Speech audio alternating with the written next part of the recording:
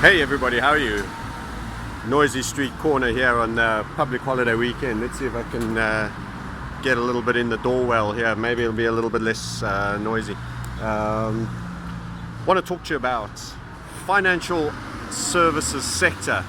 The financial services sector as a parasitic, tertiary extracting, rental extracting industry. Currently it's estimated that the GDP of the US, the financial sector, is roughly 17%. In the UK that's even higher. Most people say that historically, when we had normalized economies, in other words, economies where, let's take a step back, the financial services is in essence a oil to help a working parts machine work. It's not the machine itself.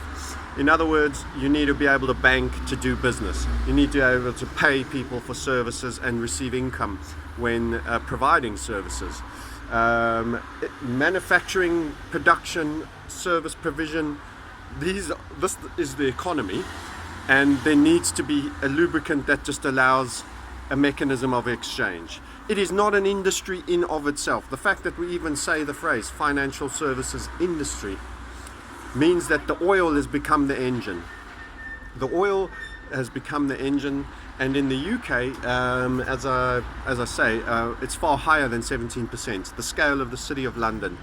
And I'm going to put a very interesting YouTube clip up about the role of George Osborne, Mark Carney, and how these guys wear two separate hats in calling off the Department of Justice on the HSBC case regarding HSBC being pulled up on fraudulent behavior, etc., etc. Now, I don't necessarily agree with all the laws on HSB that saw HSBC brought about, dealing with the Iranians and all of that. I think those rules that were established, half of them are baloney. I don't think the Iranians are any more evil a nation than what other people would have us be, in fact. So let's just remove the fact that may not have been a crime in my eyes. If you establish it as a crime, and that is where we're starting off as a kick-off point, how did no one get prosecuted? In this clip you will learn that there is a magic circle of banks that are all part of the Bank of International Settlements Financial Stability Board, and unless there's an individual within those banks that are doing something specifically for themselves against their own bank, that is when they can be prosecuted. If they do something fraudulent to the benefit of their own bank and are working and representing their own bank, they are largely immune from prosecution. The question many people have asked that never really gets answered is, how is it no bankers are being prosecuted? Well, there have been the odd one or two people, and they've usually been people that were giving information to hedge funds to the detriment of the banks, so they were working against them. No one doing work to the benefit of their organization, even when committing fraud, being deceitful, dishonest, outright lying, or doing any such things, when working for this magic circle of banks, has ever been prosecuted. And you will see how Osborne wrote a letter to Geithner and called off the Department of Justice in this amazing clip that I will post in the footnotes for you to watch. And how Osborne was not working, even though he was the equivalent of Geithner by being the Chancellor of the Exchequer for the UK.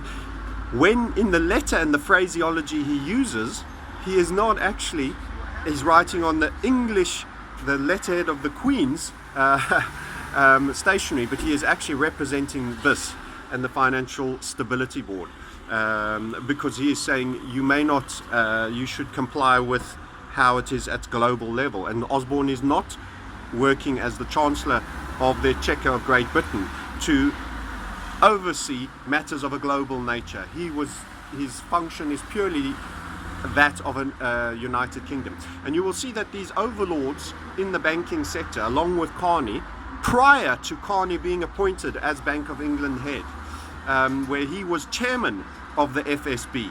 So many people don't realize Carmen. Carney was chairman of the FSB before being moved over to the Bank of England.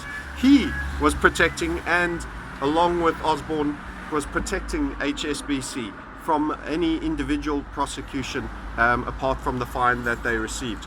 And you will see that even though it was referred to other committees in the US to determine what the amount was, the decision was already made on the amount, and their opinion didn't matter.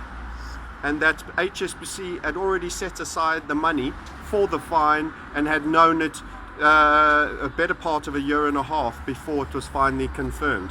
And it was deemed to have gone through process, but it was first agreed, and then retrospectively all process was followed to get to the original agreement.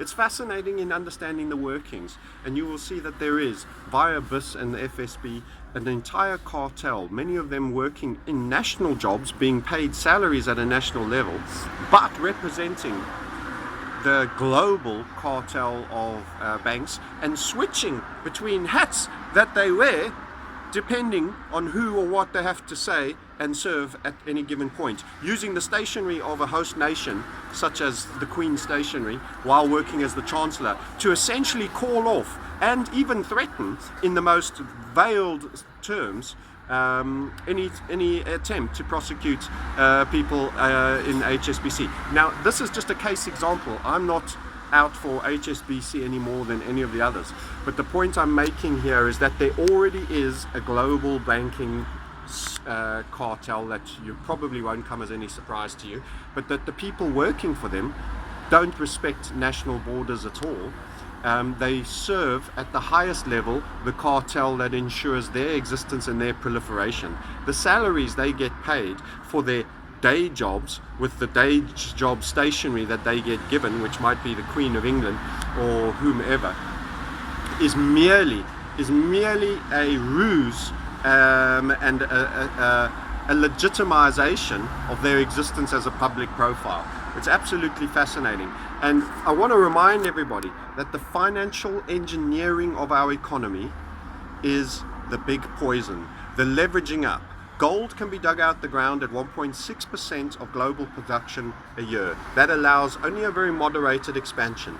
This is too boring for the greed is good brigade. And they want to strap a turbo on a 900cc car that would run forever, tootle along at 60 miles an hour top end, get everybody to work and back. A pool car that could be used by everybody, that could run and run and run forever. And they strap a turbo on it, a supercharger, bore it out to well beyond its likely longevity, thrash it, and get all the benefit out of the enhanced performance, and take it back to the pool as it breaks, and make it ward of the then state and cost of the rest of society to have a replacement pool car, or to fix the pool car that has been thrashed to within an inch of its life. And this is why it is a parasitic industry. It is being managed by a cartel.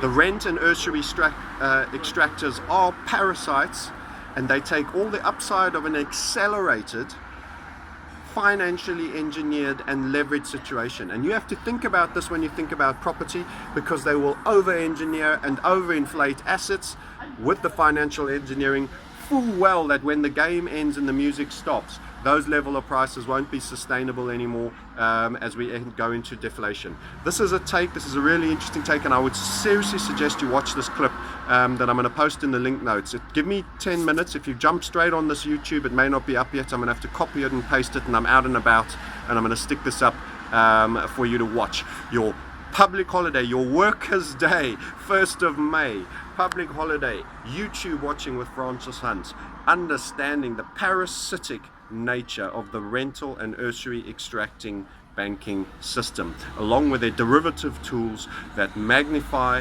amplify, distort, and give ramps which lead to eventual dumps which you pick up.